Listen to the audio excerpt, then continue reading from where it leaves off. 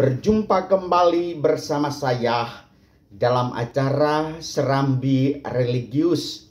Ibu Bapa, saudari-saudara umat Allah yang terkasih dalam Yesus Kristus, mari kita mengakhiri pekan kita ini dengan merenungkan bacaan yang diambil dari hari Sabtu pada tanggal 5 Desember 2020. Marilah kita berdoa. Allah Bapa yang Maha Kasih, kasih-Mu sungguh luar biasa. Cinta-Mu tanpa memandang kasih. Dan sesungguhnya adalah kasih-Mu meretas ke seluruh dan semua orang. Oleh karena itu, hadirlah dalam diri kami pada saat ini, supaya persiapan kami menyambut kedatangan Kristus Putra-Mu senantiasa terahmati oleh cinta kasih-Mu. Karena Engkaulah Tuhan kami, kini dan sepanjang masa. Amin. Saudari-saudara umat beriman yang terkasih, bacaan yang diambil pada kesempatan ini dari Injil Yesus Kristus menurut Matius. Sekali peristiwa, Yesus berkeliling ke semua kota dan desa. Ia mengajar dalam rumah-rumah ibadat dan mewartakan Injil Kerajaan Surga serta melenyapkan segala penyakit dan kelemahan. Melihat orang banyak yang mengikutinya, tergeraklah hati Yesus oleh belas kasihan karena mereka lelah dan terlantar seperti domba yang tidak bergembala. Maka Yesus berkata kepada murid-muridnya, "Tuaian memang banyak, tetapi pekerjanya sedikit. Maka mintalah kepada Tuan yang empunya tuaian, supaya ia mengirimkan pekerja-pekerja untuk tuaian itu." Lalu Yesus memanggil ke-12 muridnya dan memberi mereka kuasa untuk mengusir roh-roh jahat dan untuk melenyapkan segala penyakit serta kelemahan. Yesus mengutus mereka dan berpesan, "Pergilah kepada domba-domba yang hilang dari umat Israel. Pergilah dan wartakanlah kerajaan surga sudah dekat. Sembuhkanlah orang sakit, bangkitkanlah orang mati, tahirkanlah orang kusta, usirlah setan-setan. Kalian telah memperoleh dengan cuma-cuma, maka berikanlah pula dengan cuma-cuma." Demikianlah Injil Tuhan. Terpujilah Kristus. Memperoleh cuma-cuma, maka berikanlah pula dengan cuma-cuma. Suatu statement Tuhan Yesus yang mau mengajak umat Allah untuk menyadari bahwa kasih dan rahmat dari Allah Bapa itu tanpa bayar.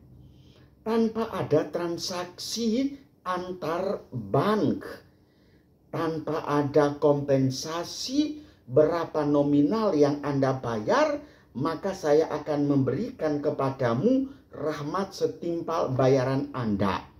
Sesungguhnya kasih Tuhan itu adalah luar biasa indah. Dia memberikan kepada kita bermacam-macam talenta.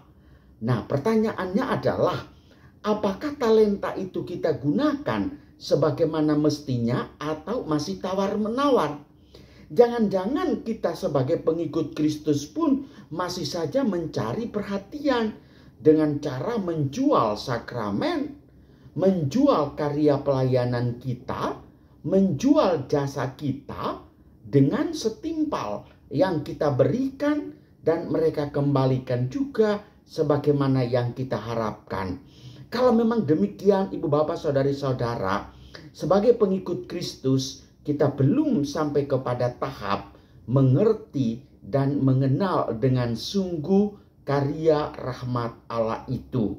Saudari-saudara umat yang terkasih, Yesus memanggil para murid berangkat dari keluh kesah bahwa tuaian memang banyak, tetapi pekerjanya sedikit.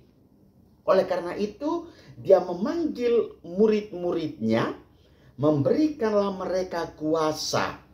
Masuklah ke kampung, ke kota, wartakanlah Injil Tuhan, berikanlah kesaksian iman bahwa sesungguhnya kasih Tuhan sungguh luar biasa. Dan kepada mereka dia berpesan, pergilah dan wartakanlah, kerajaan surga sudah dekat. Sembuhkanlah orang-orang sakit, bangkitkanlah orang mati, tahirkanlah orang kusta, usirlah setan-setan. Kuasa yang diberikan ini, yang pertama, kerajaan surga sudah dekat. Menyangkut masa Advent, maka kerajaan surga yang kita damba-dambakan lewat mengenang kelahiran Yesus Kristus kini sudah dekat.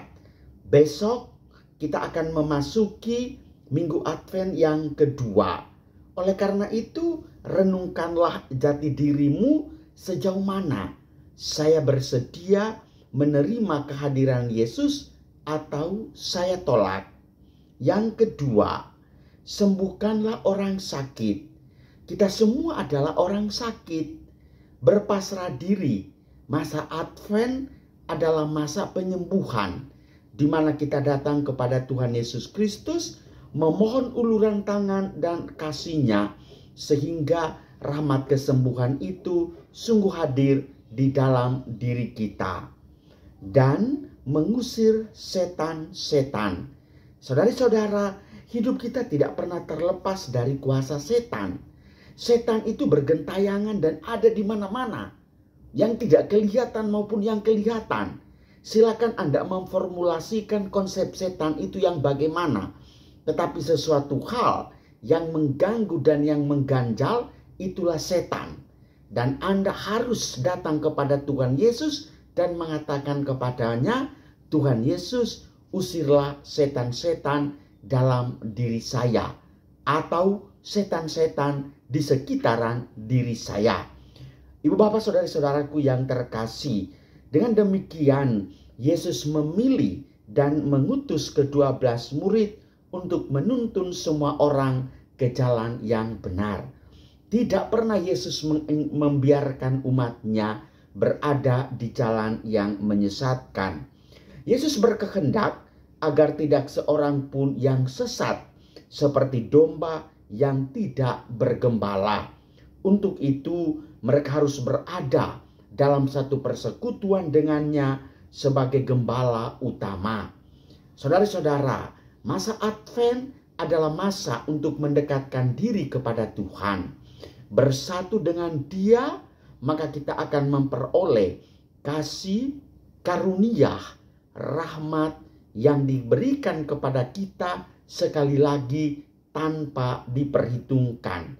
Karena itu dia mengakhiri pesan firman-Nya pada kesempatan ini, karena Anda telah memperoleh cuma-cuma, maka berikanlah pula dengan cuma-cuma.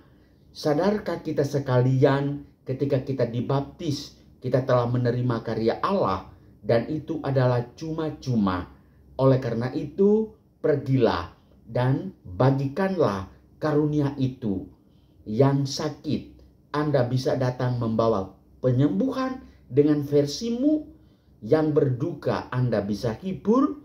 Yang bersedih, Anda bisa memberikan sukacita. Yang putus harapan, Anda bisa memberikan pengharapan. Meskipun kita sendiri sadar, saya juga membutuh belas kasih Allah. Dan tentu kita semua sama-sama membutuhkan cinta dan rahmat dari Allah yang Maha Kuasa. Semoga masa Advent adalah masa mendekatkan diri kepada Tuhan, menyatukan kita dalam semangat komunio, maka cinta Tuhan selalu ada bersama kita. Tuhan memberkati kita semua. Selamat berakhir pekan.